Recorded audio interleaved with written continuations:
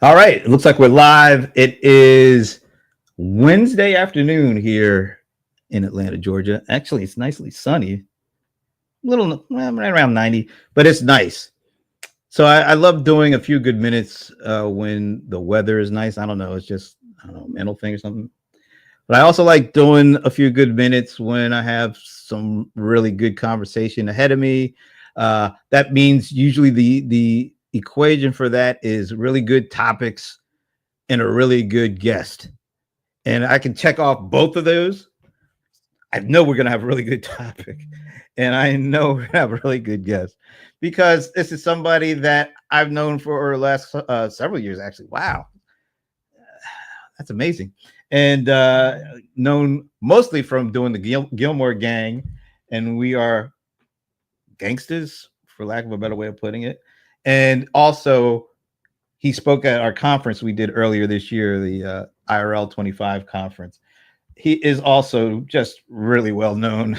He's been involved with the tech space for decades as an investor, as a technologist, as an investor, as an advisor. Now he's currently CEO of SignalRank, and I consider him a friend. Keith Teare, thanks for joining me, man. You're very welcome. I also consider you a friend, Brent, despite our often disagreements. Yeah, if you really want to get into some disagreeable stuff between all four of us, actually, check out the Gillmor Gang. When we know when it's coming on, we'll let you know when it's coming on. I also forgot you're a podcaster. And you do a weekly. Is it a weekly newsletter? Yeah, that was the week. The clue is in the title. Yes, that was the week. Yes, and the show is the same name. That's what, Fridays. We have our own Steve Gillmor called Andrew Keene, so it depends on his schedule.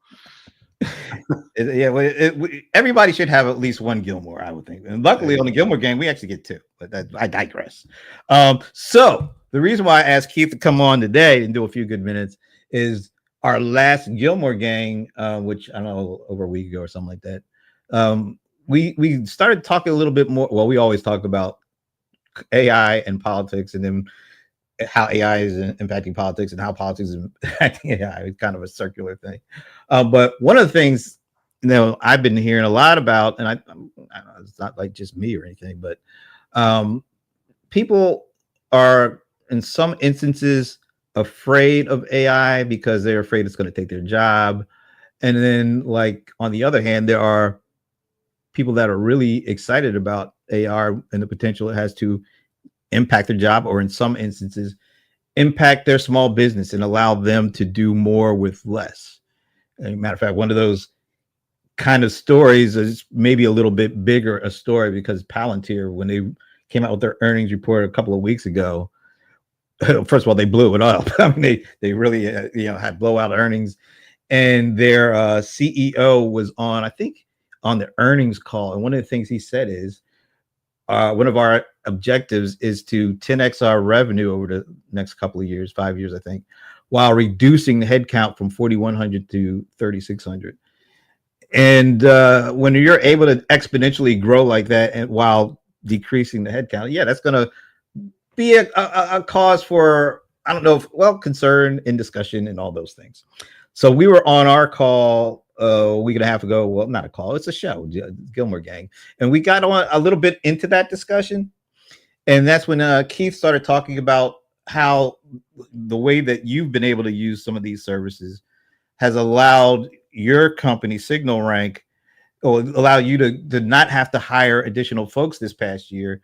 And you personally are using these things to, vibe code, to do all sorts of tech skills that you would typically take you the better part of the week. And you're saying with these things in place now, you're able to do all the things that you need to do more like in a day, which allows you to do other things that are important, like I would assume raising some investment funds. So tell us a little bit first about your background and a little bit about SignalRank, and then we'll dig into some other stuff. Well, I'm a little bit lucky because I started my life in tech on a Tandy TRS-80 in the early days of the spreadsheet. And my approach to tech was always about structuring data, especially numbers, and being able to automate calculations. That's going way back to the early 1980s, and that evolved into me starting the UK's one of the first companies in the UK focused on databases, multi-user databases, in the era of DBase, when databases were still single user. Multi-user database, the flat file database era, right? a flat file era.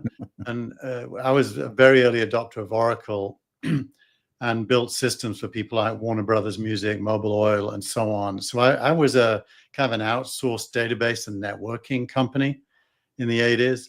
And I was doing coding and building networks with my brother, actually. So I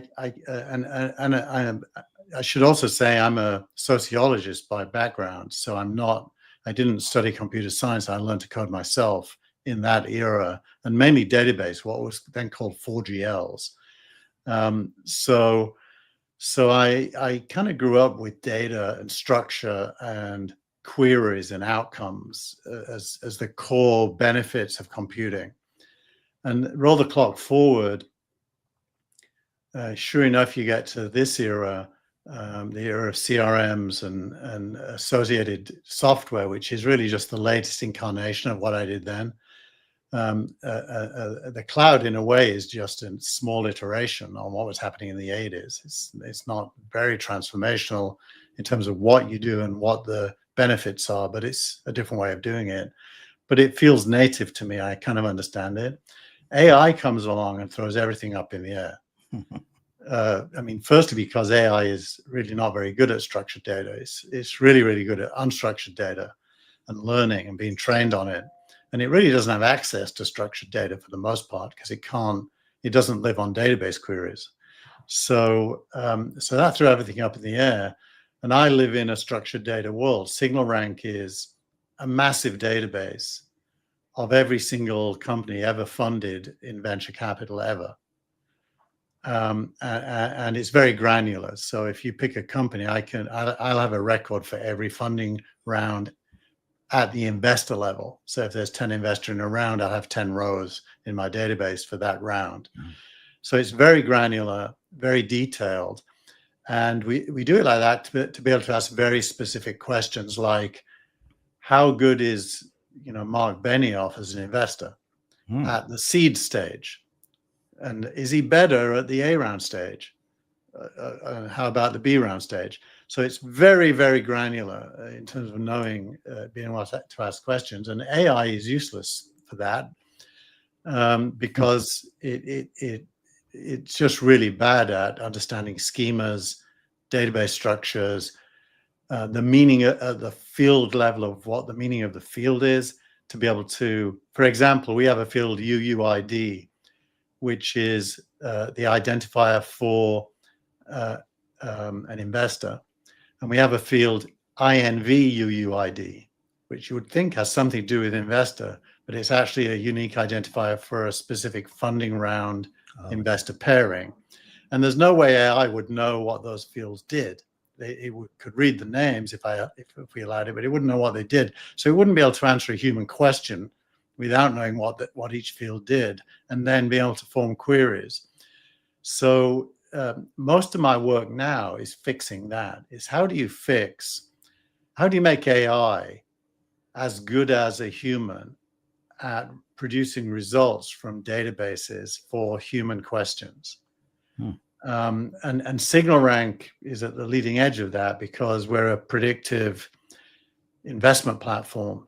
We predict whether a company is going to do well at the B round, and we invest in it if the answer is yes. So money rides on the answer.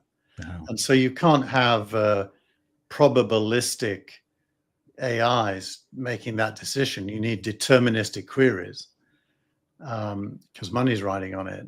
And so it's a big deal. And I've in the last 2 years really, but really in detail the last 18 months, started to use all of the vibe coding tools like Cursor, up until recently Cursor with Claude, as an AI, writing code against databases to solve human problems, and then to automate notifications in real time to my team.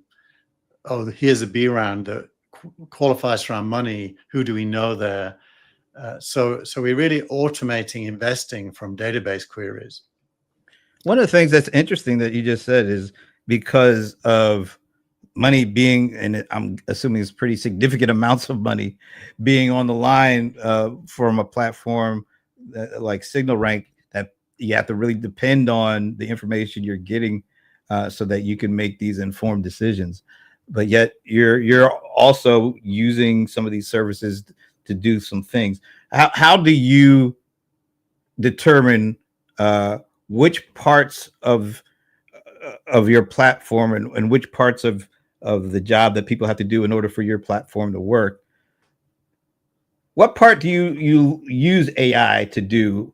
Yeah. And you feel comfortable with, given the things that you're working with and how important accuracy really is? Yeah.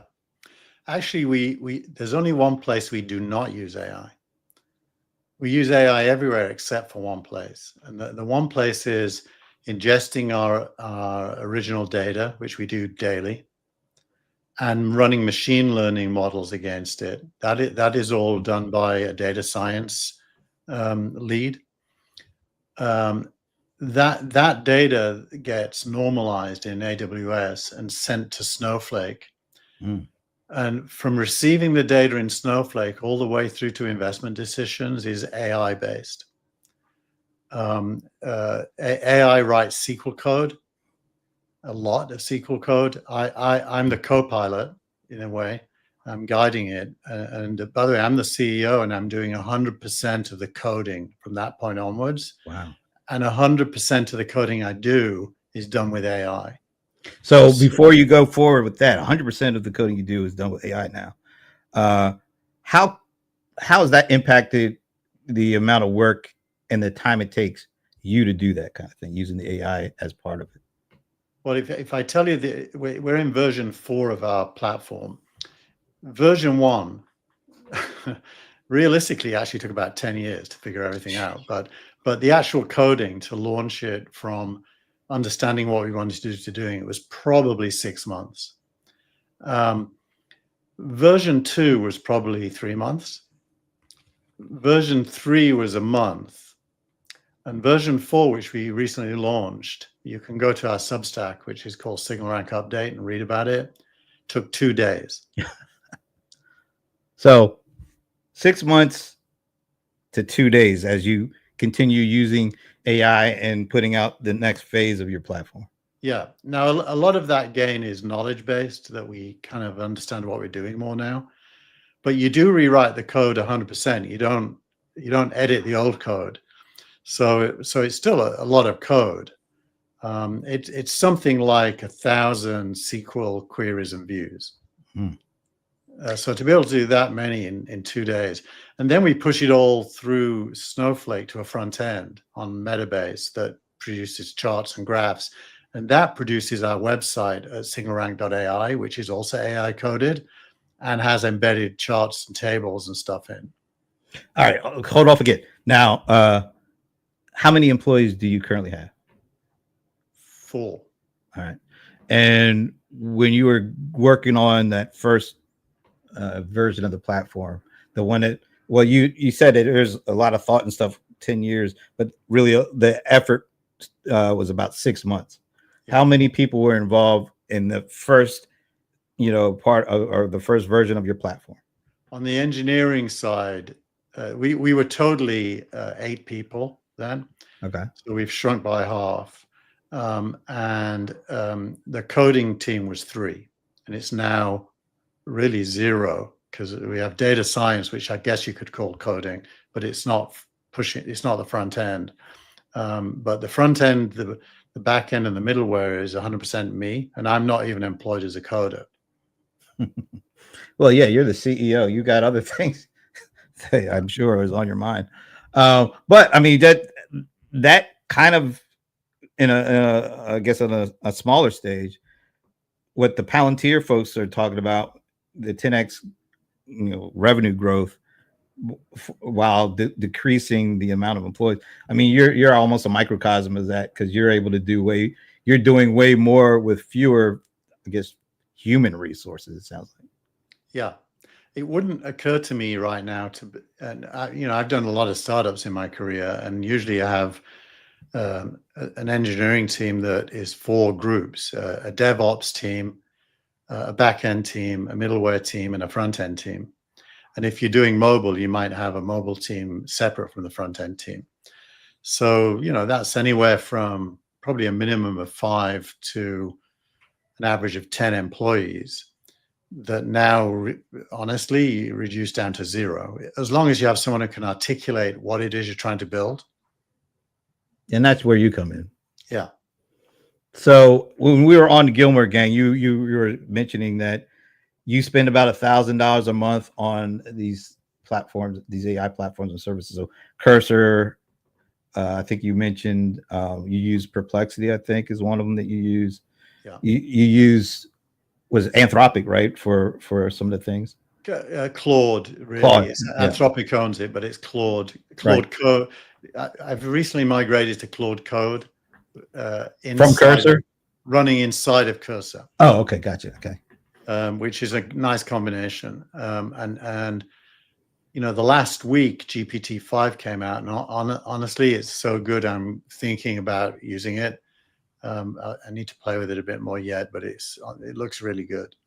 So let's talk about the impact it's had specifically on you. I kind of outlined it, but give us a little detail of how it's changed the way that you're running this. You said you've done startups before. So how are these tools making SignalRank the way you kind of address running SignalRank versus what you were doing before all this stuff was out? Well, now I let my team rely on me for iterative change in everything, really. And the pressure on me is not very much, because it's so fast and quick to change things. Like, we needed to send our investors a statement of their account last week, and I added that module to our backend CRM in about 30 minutes. Wow. And it spat out PDFs for every investor with accurate information about their status. So we run a CRM that's 100% internally coded, so there's no bloat in it. It just does what we need to get done. And if it doesn't, you can add it super fast. So the gap between idea and execution is reduced down to minutes, not months. And as a CEO over many decades, as you pointed out, probably the biggest friction has been the relationship between vision, product, and engineering in any company. Because vision it's like the Chinese whispers. Vision very rarely gets executed in alignment with the vision. It goes through various layers, and then something is spat out, and then you iterate. Well, now the pure vision can be immediately coded, and I know if it's what is in my head or not. So it really empowers the entrepreneur to execute as long as you learn the tools. It took me a while, by the way. These tools were very unfamiliar to me at first. I think I probably had at least 3 months of relative failure trying to make the things work the way I wanted before I was, riding in the saddle. And you also mentioned the way that this is all kind of evolving. That $1,000 a month that you use is like extremely well spent, because the value you get, and I guess the estimate, I think you mentioned, is be about what, 30,000, because you would have to hire people and provide them all the things that human employees need in order to get the job done. Whereas now these tools are allowing you to relay this kind of information in a way that allows you to kind of stay away and still feel even better about the idea that's coming from you being executed because of the way that you're able to hand it off now. Exactly. I mean, think of the impact on a P&L. I think SignalRank's gross margins are well above 90%. Wow. And even for a software company, that's fantastic. And we're not a software company, we're an investment company that uses software. So most of our costs are payouts to third parties that we co-invest with. I don't need to get into that. That's deeper in our business model. So most of those costs are not platform or software related. Our software related and platform costs are probably 1%.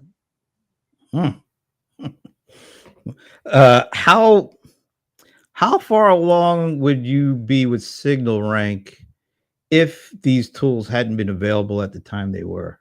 Like you're this far away now or this far along now because you have these tools in place. But what if these tools weren't there? Where do you think you would be with SignalRank? Well, so SignalRank's measured against back-tested performance of an algorithm. So the key thing we need is the back-tested performance of an algorithm to deliver profits to investors. And our target is 5x their money in 5 years. Wow. Okay. And obviously in venture capital, that everyone knows that's achievable if you make good decisions. So it's all about the algorithm's ability to make good decisions. And before AI, it was a hand-coded heuristic, which delivered 4 point something in 5 years as an average outcome. And I don't think it would have been that easy to get above that. You would have to experiment with hundreds of different weightings in the algorithm to see which performed and which didn't. As soon as we could do machine learning, initially it underperformed the heuristic. So it's a XGBoost based machine learning model for those who are technical. And now, after using AI from version 2 onwards, the model now backtests at 6.4x in 5 years. So that's a huge improvement. And it only took us days to upgrade from version 3 to version 4. But the key is the performance. The performance now includes the machine learning, which is now our best model. It used to be worse, now it's best.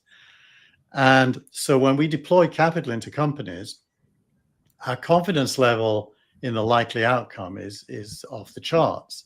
So the qualitative impact is by far the biggest. The cost reductions are not unimportant because investors care about expenses in a fund. And so we're going to be able to reduce our fund expenses down to probably 50 basis points, whereas in venture capital, it's normally 2%. Because everything's automated. So you can't really underestimate replacing humans with algorithm and software is as long as you maintain quality, that's the key. Extremely beneficial to everyone. And so kind of leapfrogging off of that, because of the efficiencies that it allows you as a CEO to have in taking that idea and moving it into a position in which people, a smaller and smaller group of people, are able to execute it and get it done quickly. How does that impact the way that you go about you're looking for your funding and moving SignalRank, giving it enough money to get to the next level?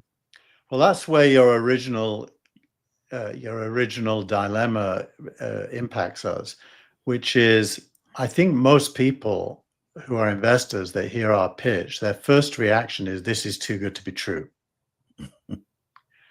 Because 6 times your money in 5 years is unheard of in almost any asset class, especially in venture capital, which is highly illiquid, even when you do get gains. So it seems too good to be true. So our biggest struggle actually is making what is true appear reasonable to disbelievers. And most investors are by nature risk averse. Right. And so we've de-risked private market investing. But to a risk averse investor, that's almost an impossibility. They don't believe in de-risking.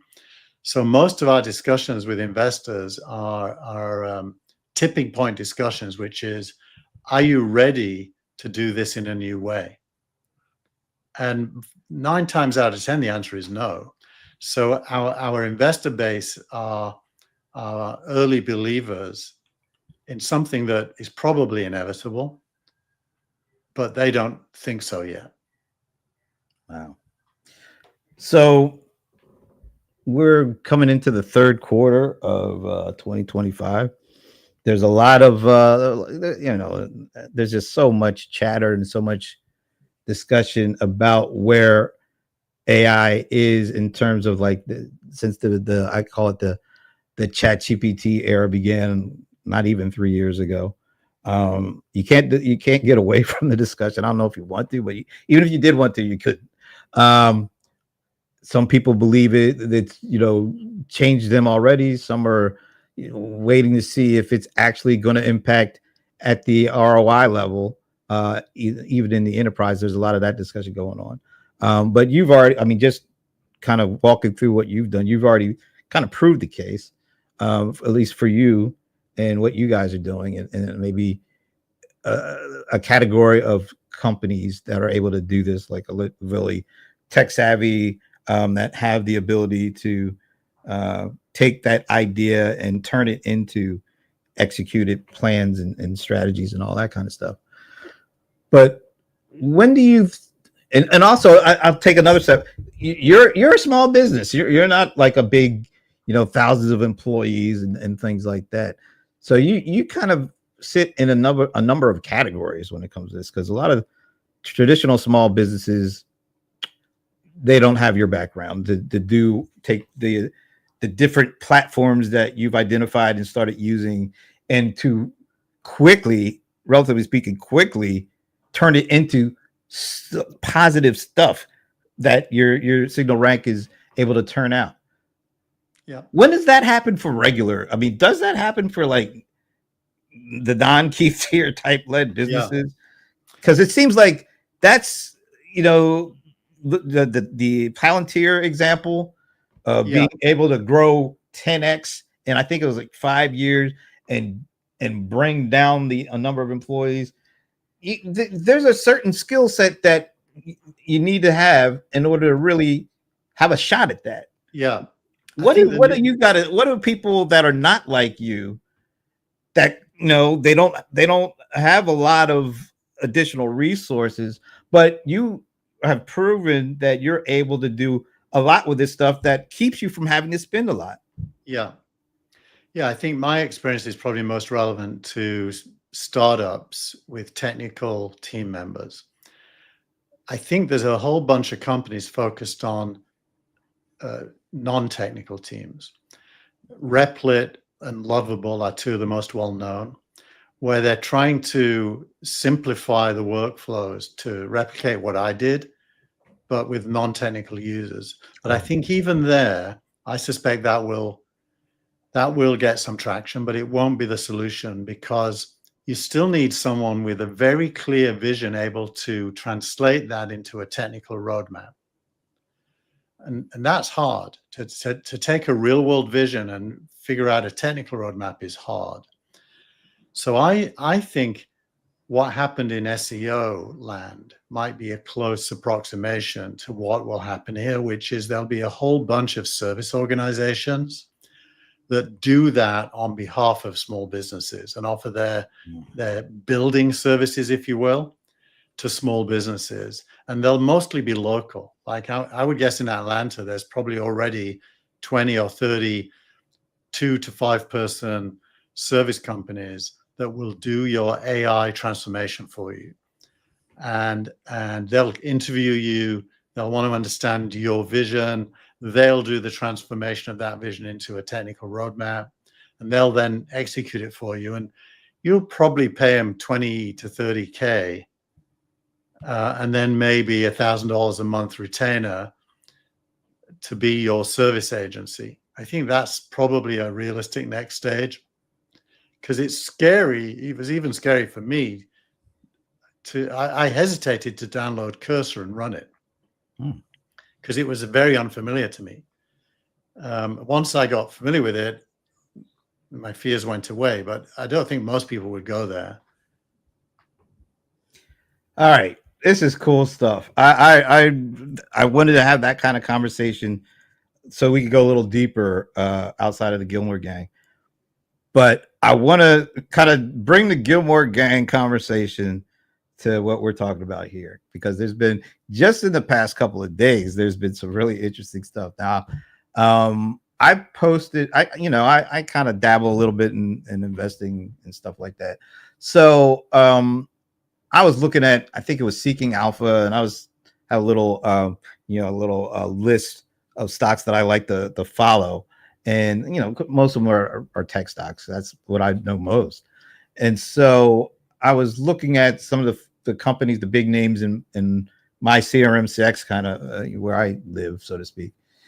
And I had known like Adobe has had a tough time over the last couple of years. Actually, it seems like when that Figma deal blew up, it kind of set the at least the stock stuff in motion. But I was just looking at year to date. And so I saw where Adobe was down about 25% year to date. I was like, let me look at Salesforce, see where they're at. Salesforce is down 30%.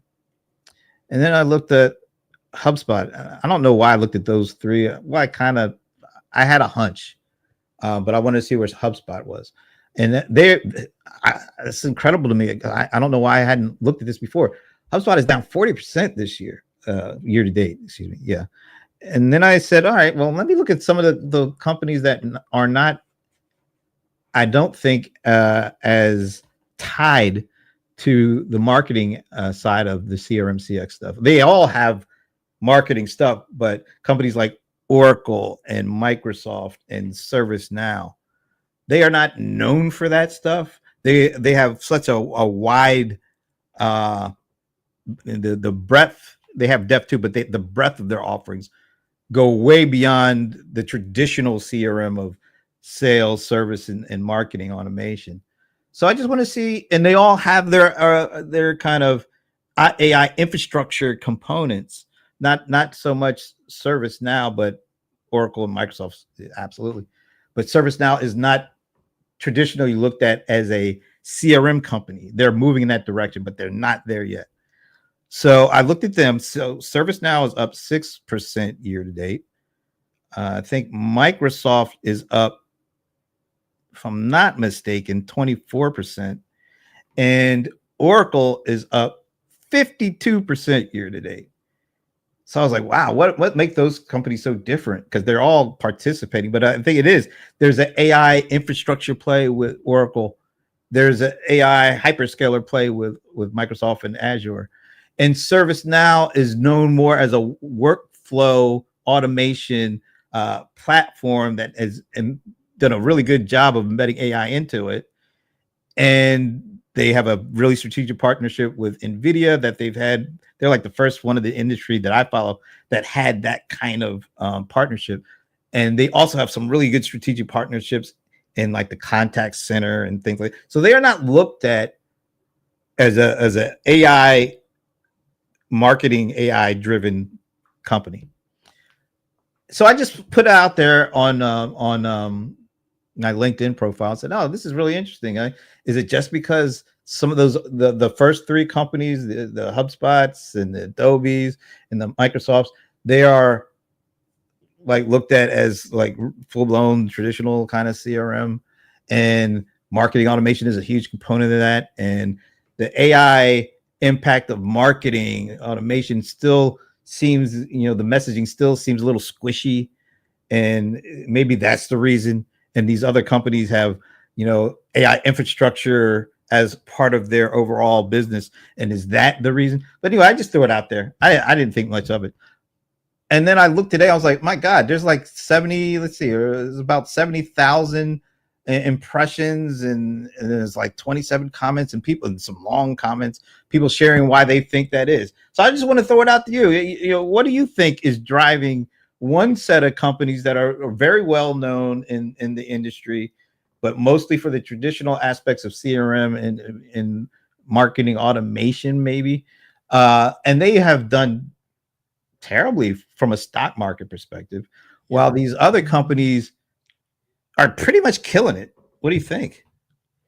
So I think there's two separate questions. One is, why is the market treating these companies this way? Yeah. And the second is, what do I think? And they're not the same, for sure. Okay. I think the way the market is treating them is, the market really is a power law market, very similar to venture capital. In any given year, the gains in the S&P 500 are driven by a very small number of the companies. And so if you bought the S&P 500, you'd be up 9.7% this year. But if you bought, the 7 drivers, The Magnificent Seven.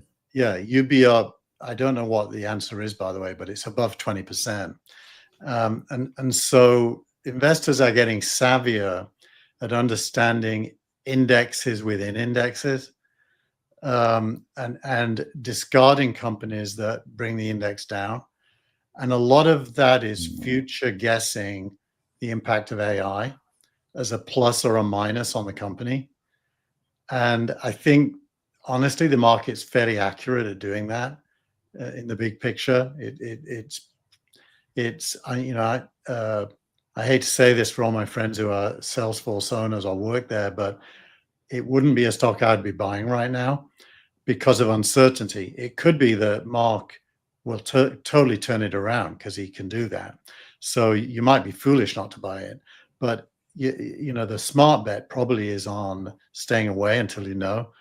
Whereas Microsoft, I'd say even Google, which has some challenges, the future probably is bright in an AI world.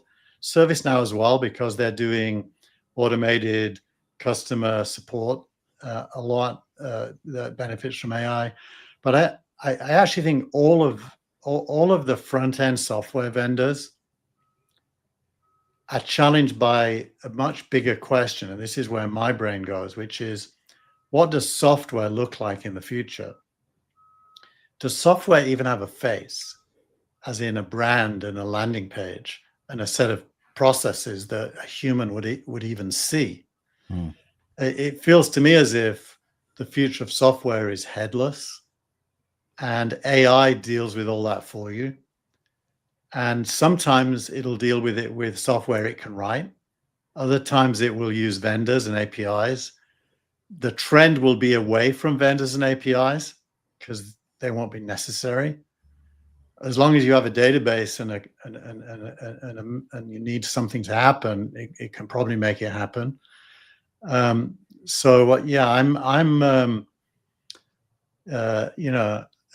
I think that's true of every front-end facing thing. I went to the doctor yesterday for my annual stress test, which is when they test your heart response to stress. And I got the report last night from the doctor, which was full of medical terms. And I dumped it into ChatGPT and said, please give me a layman's version of what this is saying. And it was fantastic. Wow. It was absolutely fantastic. So I think AI is going to become the intermediary between us and everything. And so software is going to be buried. Of course, there'll still be software, but it won't have an interface. It won't need one. And the same, by the way, is going to be true of hardware. Hardware is going to change.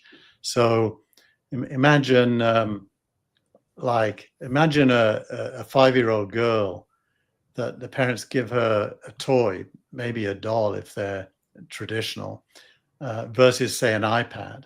Well, today an iPad would be easily the best thing to interest the kid. Well, what about when the doll can answer questions and talk back to you? And You know, maybe that's more interesting.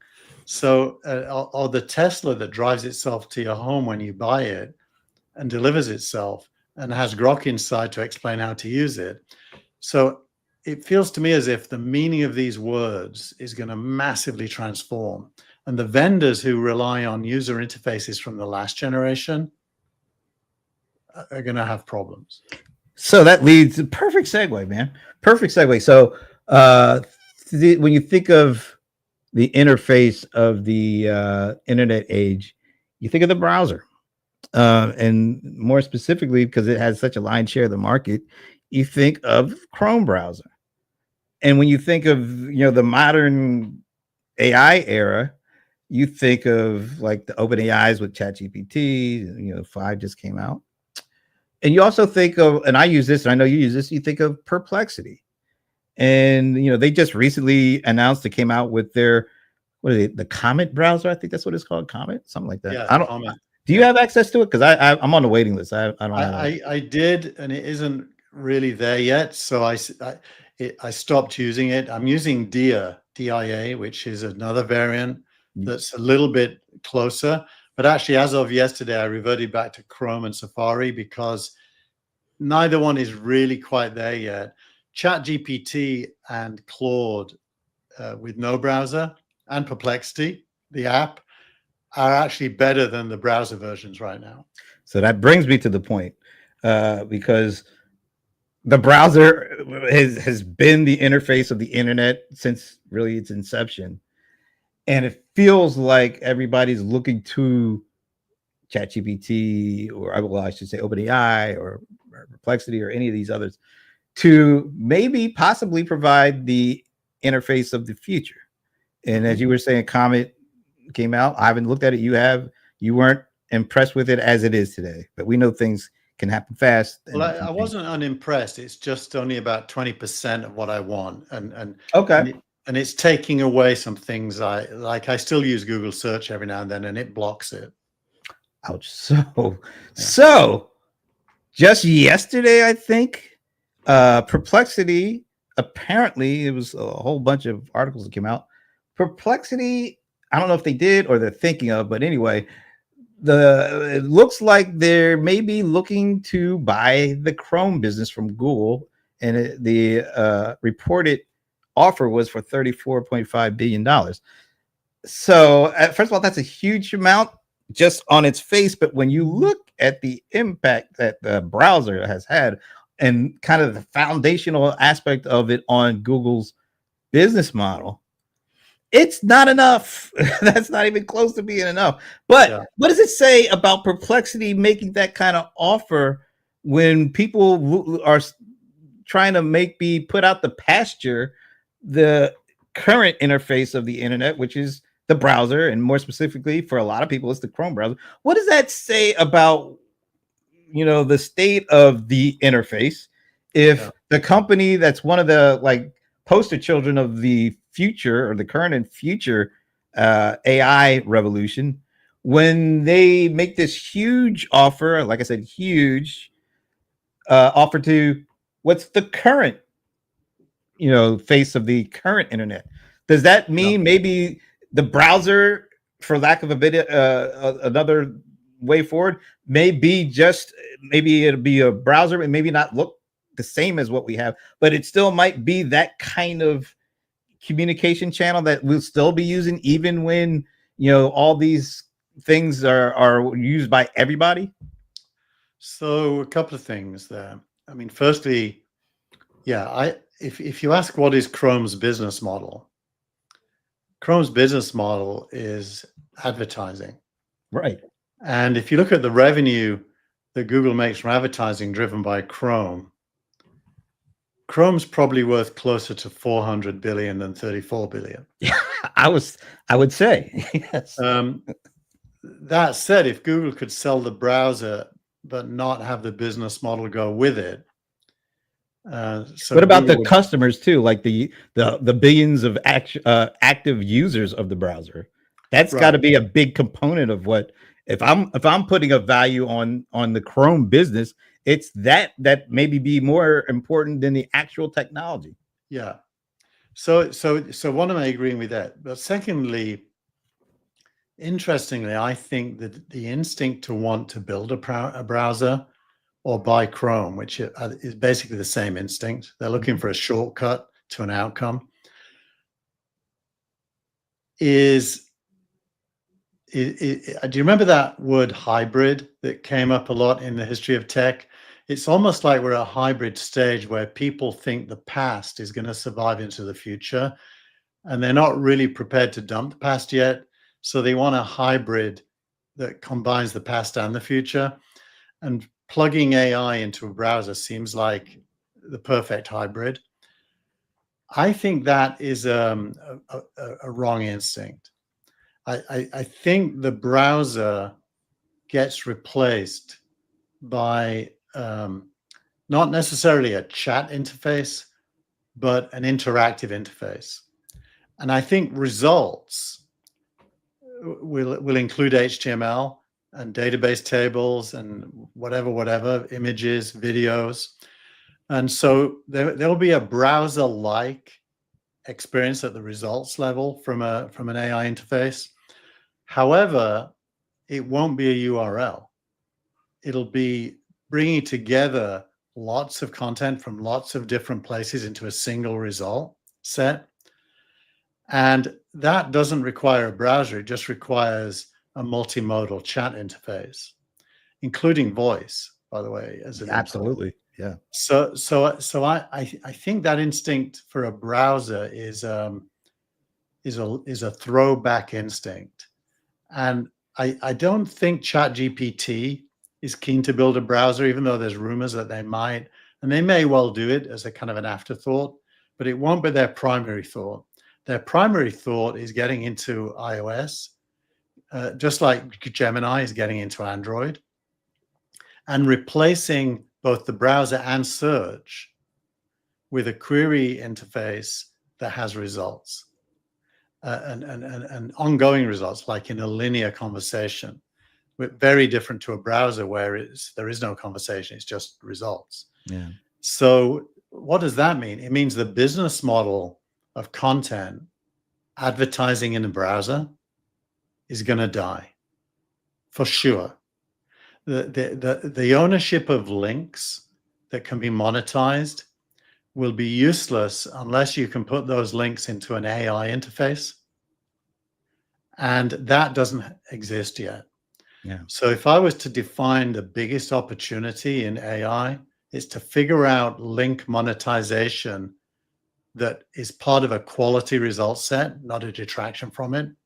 It isn't advertising, but it is monetization.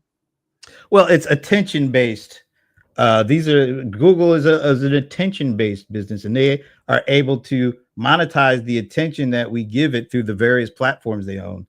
They're able to monetize it through ads. Now, I think it's going forward. It's still going to has to be attention based, but I think you're right. How the monetization of the attention, I'm hoping it changes because, like you said, right now it's all ads and links and things. Now, I think the value of the AI part of all of this should be finding a better way to take the information and make it pleasing to and attractive to our attention without having to do certain things that the browser had to do before. Yeah, which is really all just about relevance to the moment. Yes. You know, like Amazon has a product I want to buy that costs $100. Amazon's prepared to pay someone $10 for getting me to buy it. OpenAI currently isn't surfacing that link when I ask about the product because it isn't getting paid that $10. So there's a completely missing business model for AI that is probably the biggest business model imaginable, which is link monetization.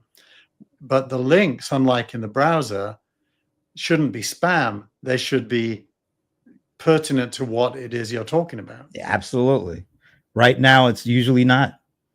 And right now, it's actually sponsors just saying, we'll give you whatever we need to be in that top search space.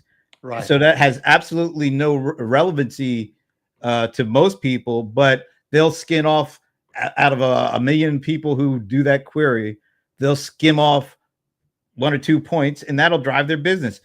That's not good for us, and it's leaving a huge 98% of the market out there that they aren't able to address. Yeah, I mean, to be critical of Google, they've pulled a masterstroke. That Google owns 100% of the knowledge of links that carry money.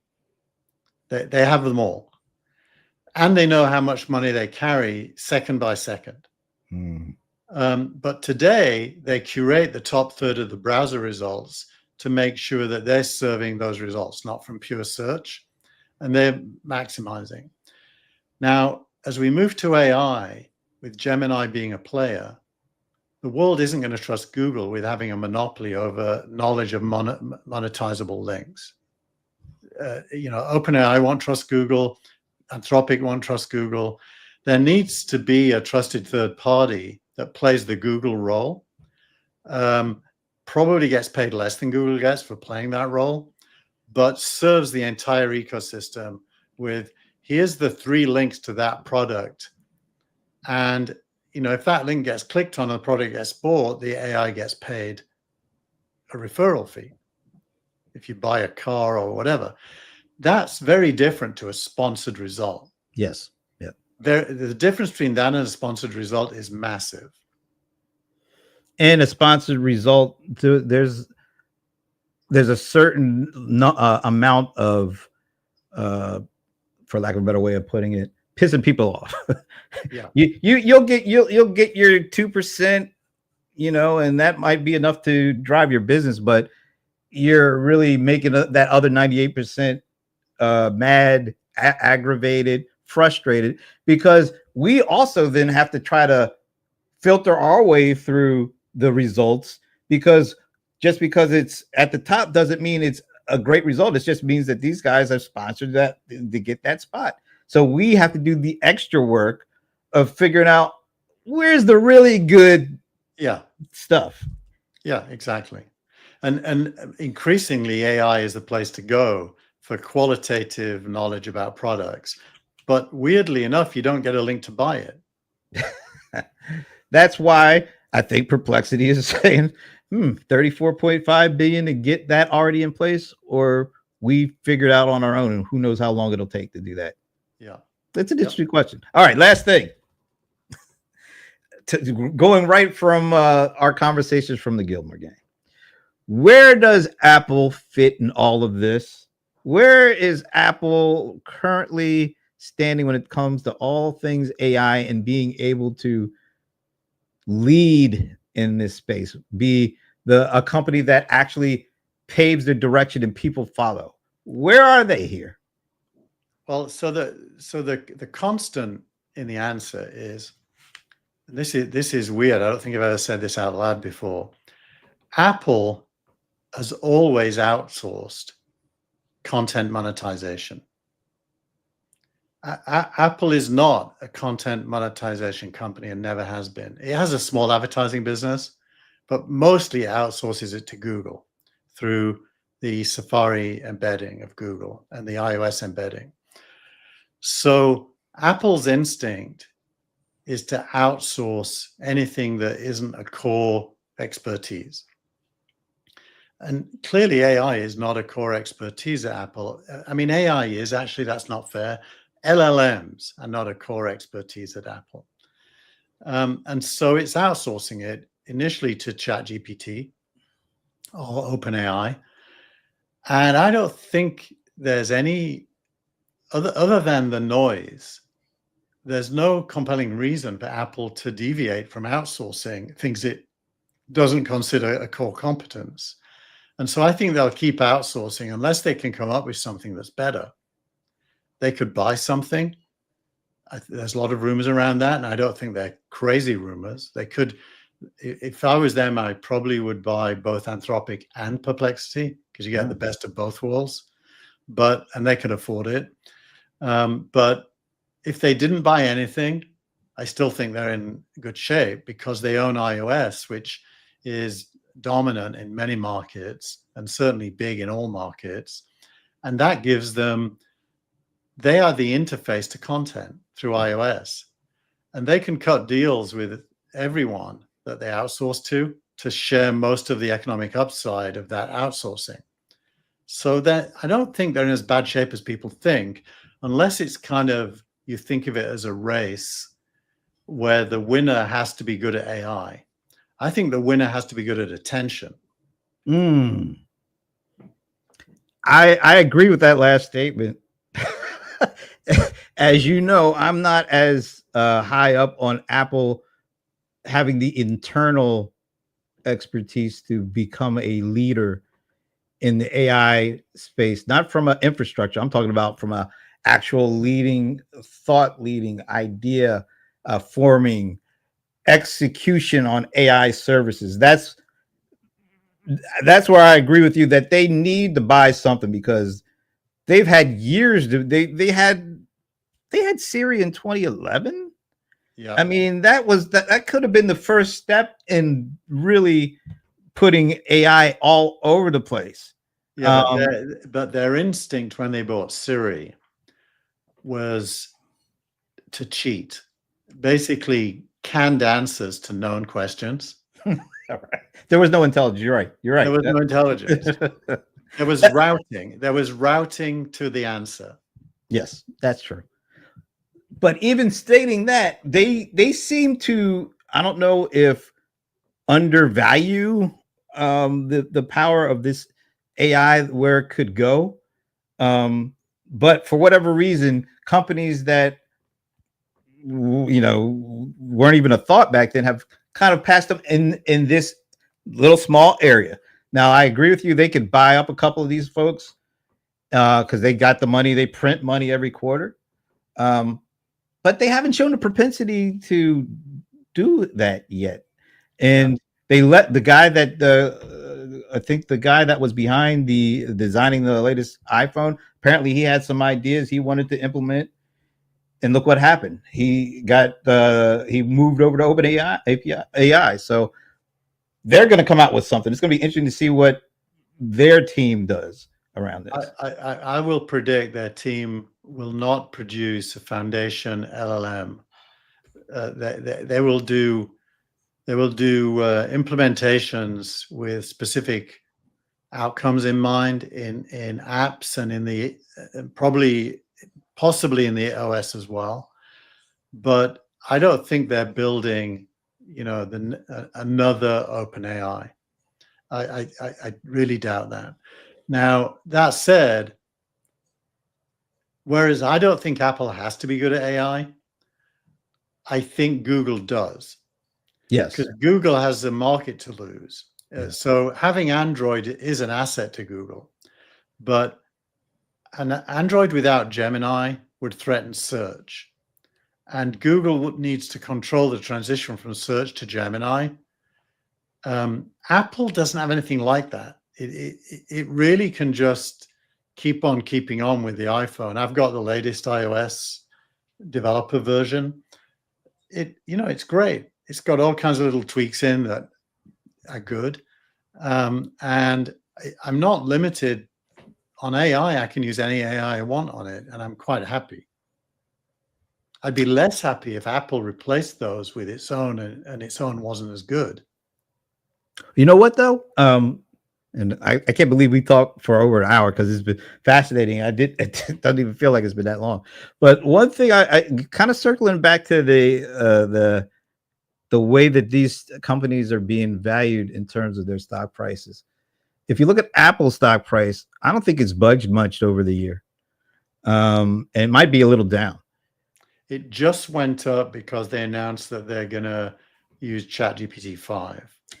So once again, that's attributed to the partnership bringing that in versus having doing something internally that's coming from the inside. So I think right now Apple is kind of being treated like the enterprise front office sales, front office applications, because they're not being. I don't think people understand where Apple does fit in terms of as an AI leader, because it's not infrastructure. They don't have any AI infrastructure, so they're not getting the benefit of like a Oracle or a Microsoft or companies like that. they're kind of being treated like, which is weird because they are a device-driven company. But when it comes to AI, they're kind of being treated like they aren't a company that has that kind of infrastructure, at least hardware, because Oracle has that, and of course they do a lot of things. But 52% year to date, and Apple, who's kind of everybody looks at when it comes to devices of the mobile, the phone, the tablet, the watch. That's a huge opportunity. The healthcare data that comes off of that watch. It just feels like at least the investors feel like Apple is missing the boat. And I'm just curious to see, do you think at some point they will actually gain, at least in the marketplace, gain the stature of some of the, when it comes to AI, not generally speaking, when it comes to AI, do you see them gaining that stature and being seen as a leader at some point in the next year or two? So I think one is, do I see it happening? Two is, would I recommend it? Okay. If I was Apple, I would stick to my guns and I would not acquire Perplexity or Anthropic or both. And I would make a very strong case that iOS is the best interface to AI on the planet without Apple having to do AI. And I would grow the business through growing consumer attention at the device level, which would include new devices as well. And that would be my core. What do I think they'll really do? I think Apple is starting to be influenced by the noise, which it usually isn't. I think Tim Cook is on the defensive, and I suspect they might make some acquisitions to make the noise go away. And if they do that, I think the stock will benefit in the short term, but it won't really change the quality of the experience for the user in the long term. Yeah, interesting. We could go so many other directions, but we've run out of time. But Keith, thanks for doing this, making time to do this. Actually, I like to do this sometime in the future again, because so many interesting things are coming out, and it's good. 3 weeks from now, we'll be wrong about everything. Yeah, we'll have to walk back everything we say and then offer something different. It's exactly. But thanks again. And do you want to point people to anything that you want them to check out? The SignalRank newsletter is pretty good. SignalRankUpdate.substack.com. I think it's a jumping off point for lots of other things, so it's got more content. Awesome. And thanks, Mr. I call him the cowboy, Brian Summer. You wrote this long comment. We just weren't able to really dig into it, but thanks, sir. And Shashi, thanks for checking us out, Shashi. And I don't know Giovanni. I don't even know if I'm going to say his last name, like Gagliardi. Yeah. But thank you for hanging in there with us. And I think that's it's Italian, so it might be Gagliardi. You should tell us. Yeah. Comments. And thanks again to everyone else that was hanging in there with us. By the way, before we get out of here, I want to just let people know that tomorrow is another CRM Players show, and it's kind of a special show. It's so special. I thought I had an image. Maybe I don't have an image. Maybe it's not that special after all, but it is, folks. We are doing a special CRM Players event. I think this is it. Here we go. Where we're bringing together a whole bunch of folks that we've known over the years that have worked at companies like some of the folks that we mentioned, Salesforce, Oracle, SAP, all these kind of companies that we've known throughout the years. But now they've recently, over the last month or two, all these folks that we're showing, Donnie Weinstein, Celia Fleischecker, Yoon Park, Shahani Mita, and Alan Lepofsky, they've all recently moved to other companies and in some instances, different kinds of roles. So we're going to bring them all together because we've known throughout the years. We're going to see what's driving the movement, what they're doing, how does AI impact all this stuff, because you always have to ask that. And we're doing that tomorrow at our usual CRM Players time, which is 3 p.m. Thursday. So we hope to see you then, and hope to see you next week. All right. Thanks again. And thanks to Keith. See you later.